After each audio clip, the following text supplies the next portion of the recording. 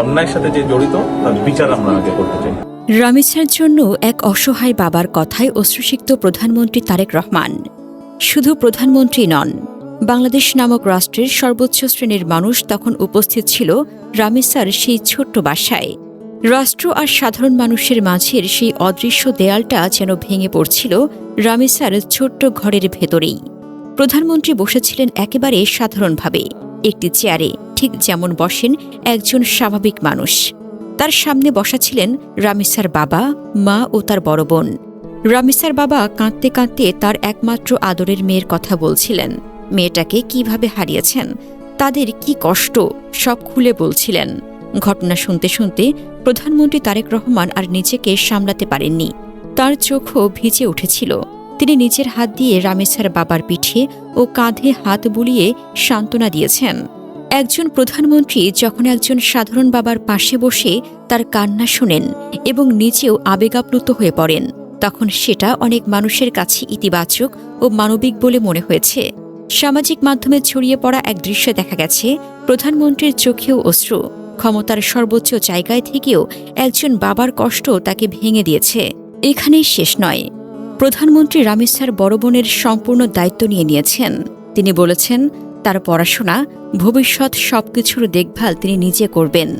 তবে রামিসার বাড়িতে প্রধানমন্ত্রীর সফর থেকে যে বাস্তব বার্তাগুলো পেল দেশ, প্রথমত, একজন রাষ্ট্রপ্রধান যখন ভুক্তভোগী পরিবারের পাশে সরাসরি গিয়ে বসেন, কথা শোনেন, এটি প্রশাসনের জন্য একটি শক্ত বার্তা। এতে বোঝা যায় এই ঘটনাটি শুধু একটি সংবাদ নয়, বরং রাষ্ট্র এটিকে গুরুত্ব সহকারে দেখছে।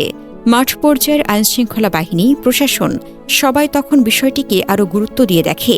দ্বিতীয়ত, প্রধানমন্ত্রীর আচরণে একটি মানবিক দিক স্পষ্ট হয়েছে।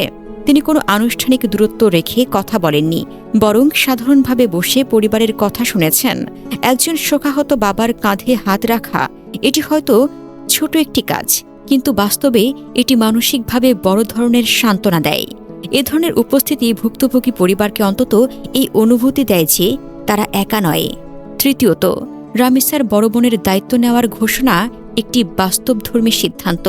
অনেক সময় সহানুভূতি প্রকাশের মধ্যেই বিষয় শেষ হয়ে যায়, কিন্তু এখানে একটি পরিবারের ভবিষ্যৎ নিয়ে নির্দিষ্টভাবে ভাবা হয়েছে। যদি এই প্রতিশ্রুতি বাস্তবায়ন হয়, তবে এটি একটি ইতিবাচক দৃষ্টান্ত হয়ে থাকবে, যেখানে রাষ্ট্র শুধু দুঃখ প্রকাশই নয়, পুনর্বাসন নিয়েও কাজ করছে। চতুর্থত, এই সফরটি জনমত গঠনে ভূমিকা রাখে। এ ধরনের ঘটনায় যখন রাষ্ট্রের সর্বোচ্চ ব্যক্তি সরাসরি জড়িত হন, তখন সাধারণ মানুষও বিচার নিয়ে আরও সচেতন হয়, আলোচনা বাড়ে, চাপ তৈরি হয়। এর ফলে তদন্ত ও বিচার প্রক্রিয়া দ্রুত হওয়ার সম্ভাবনা বাড়ে, যা ভুক্তভোগী পরিবারের জন্য গুরুত্বপূর্ণ। তবে একটি বিষয় পরিষ্কার, এ ধরনের সফর তখনই সবচেয়ে কার্যকর হয় যখন এর পরবর্তী পদক্ষেপগুলো দৃশ্যমান হয়, অর্থাৎ তদন্তের অগ্রগতি, আইনি ব্যবস্থা, অপরাধীদের শাস্তি, এসবই শেষ পর্যন্ত মূল বিষয়। সবকিছু মিলিয়ে বলা যায়, প্রধানমন্ত্রীর এই সফরটি ছিল একটি মানবিক ও দায়িত্বশীল পদক্ষেপ। এটি আবেগের জায়গায় স্পর্শ করেছে ঠিকই, কিন্তু তার পাশাপাশি প্রশাসনিক গুরুত্ব, সামাজিক বার্তা এবং ভুক্তভোগী পরিবারের প্রতি বাস্তব সহায়তার দিক থেকেও কিছু ইতিবাচক দিক তুলে ধরেছে।